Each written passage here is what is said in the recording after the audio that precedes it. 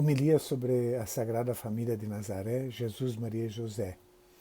Dia 26 de dezembro, imediatamente no dia seguinte do Natal, celebramos a festa da Sagrada Família.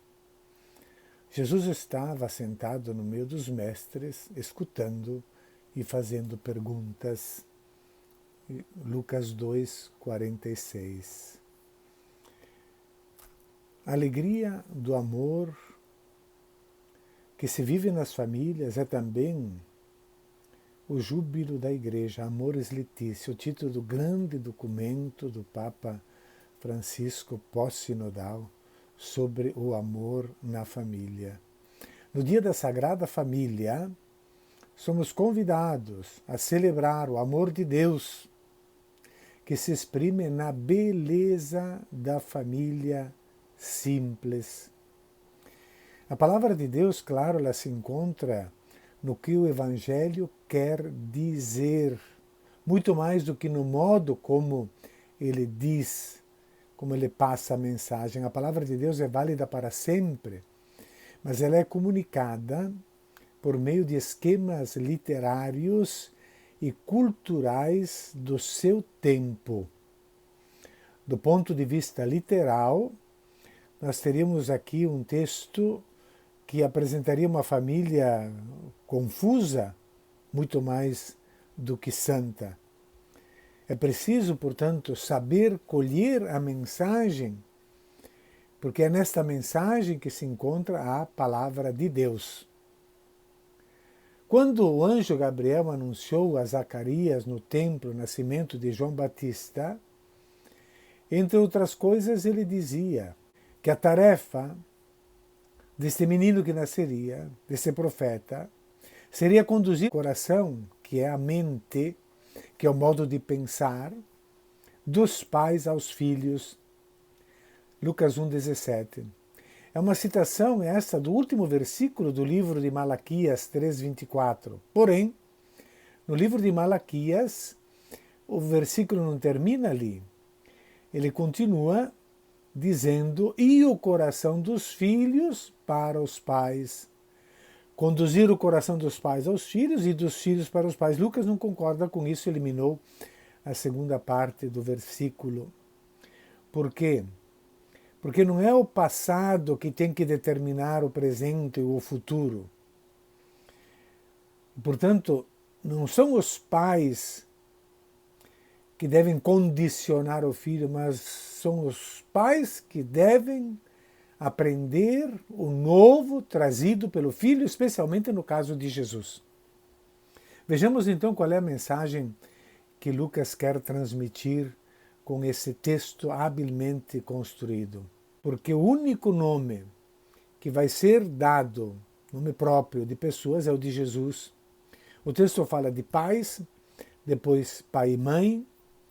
Isso já é uma primeira indicação de leitura, porque quando o evangelista omite o nome, significa que ele quer, além da notícia histórica, trazer um personagem representativo. Seus pais, ele diziam de Jerusalém todos os anos para a festa da Páscoa. Então, apesar das fortes experiências do Espírito de Maria e José, as tradições que eles viveram são tão fortes que quando elas estão enraizadas no coração das pessoas, torna quase impenetrável a ação do Espírito Santo. E por mais que o homem tente se abrir à ação criadora de Deus, à influência do Espírito, a sua mudança é lenta. Foi isso que aconteceu com Maria e José, que eles continuavam pensando como antes, mas se esforçando para compreender a novidade do Filho de Deus. Diz o texto, quando ele completou 12 anos, subiram para a festa como de costume. Porém, aqui tem uma indicação. A obrigação dos pais era de, aos 13 anos, levarem o filho para a festa da Páscoa. Mas eles estão fazendo agora aos 12 anos, porque o evangelista quer mostrar na figura de Jesus uma referência ao grande profeta de Israel, o profeta Samuel, que nas antiguidades judaicas de Flávio Joséfo é dito que Samuel tinha 12 anos quando começou a profetizar. Passados os dias da Páscoa, começaram a longa viagem de volta, mas o menino Jesus ficou em Jerusalém sem que seus pais notassem.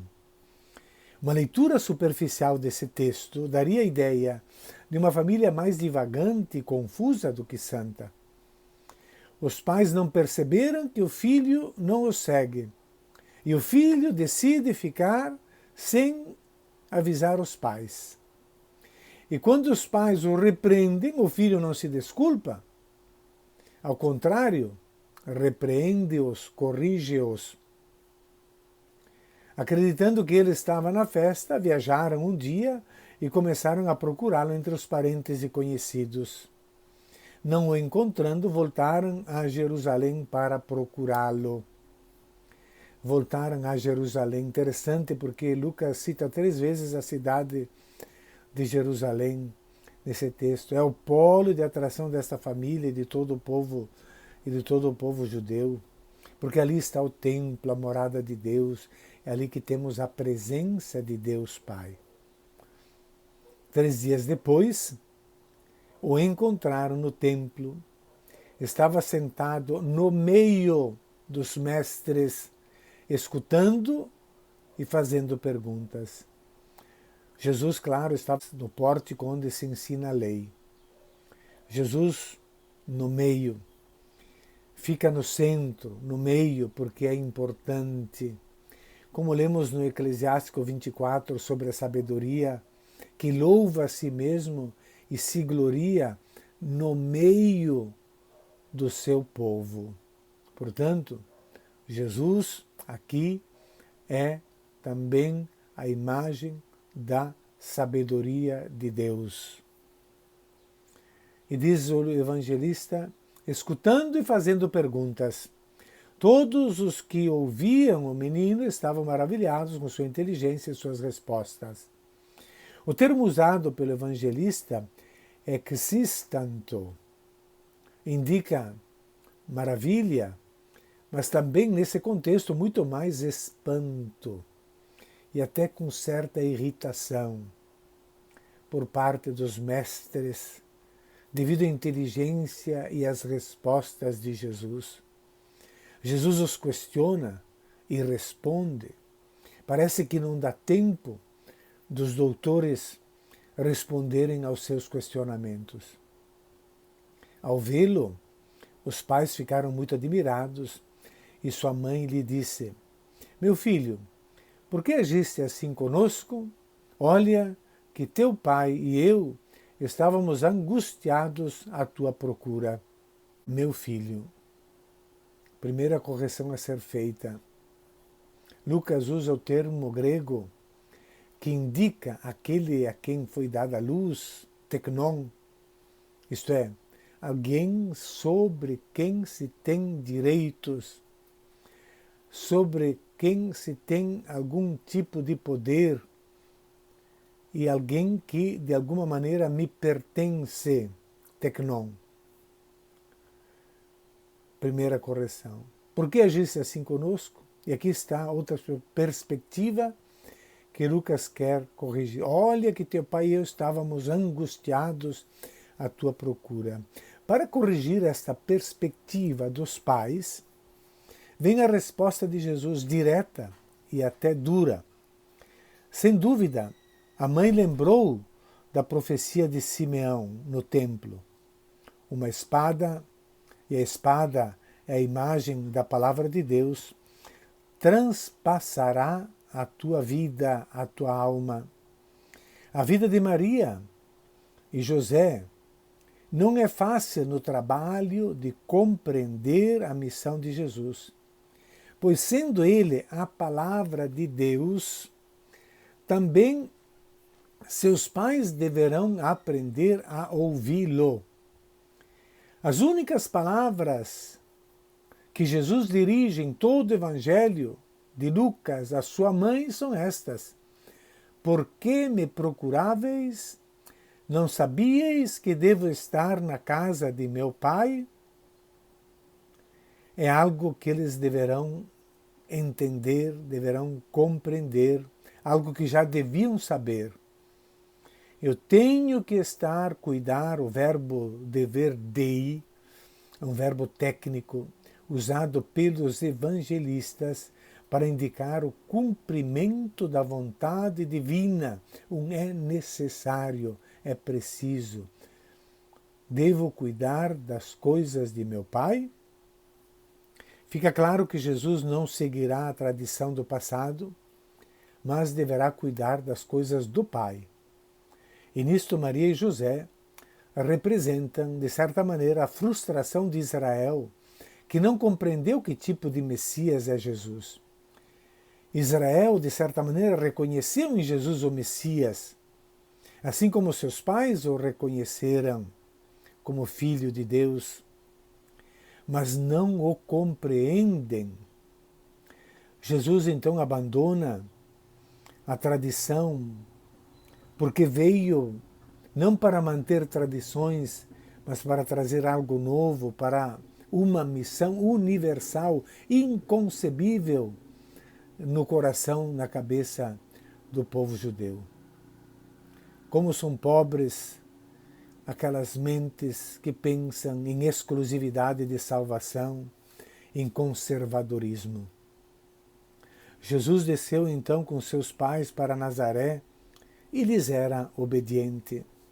Sua mãe, porém, conservava no coração todas essas coisas. E aqui está o final, que é também o início do crescimento progressivo de Maria, que levará a mãe de Jesus a tornar-se uma discípula.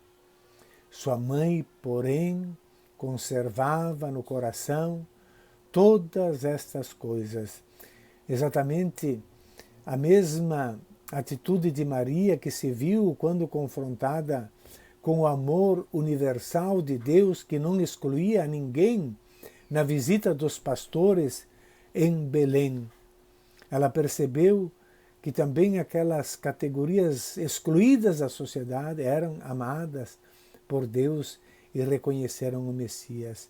Maria não compreende, mas não se fecha, não rejeita a novidade, e essa é a grandeza de Maria que Lucas quer mostrar. E Jesus cresceu em sabedoria, idade e graça diante de Deus e dos homens. Aqui novamente, como no início, nos 12 anos de Jesus, que nos remetia ao profeta Samuel, o evangelista conclui novamente com uma citação do profeta, porque também Samuel, diz o texto, cresceu na graça diante de Deus e dos homens. Por que esta referência a Samuel? Porque o evangelista tomou como modelo sua mãe Ana, mulher estéril, que por intervenção divina consegue ser mãe.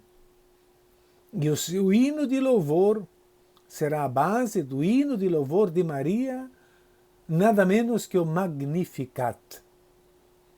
Novidade grande, deixar o passado, abrir-se ao novo, caminhar com Jesus, porque é o único caminho que leva de fato ao Pai e não para trás. Bom domingo a todos.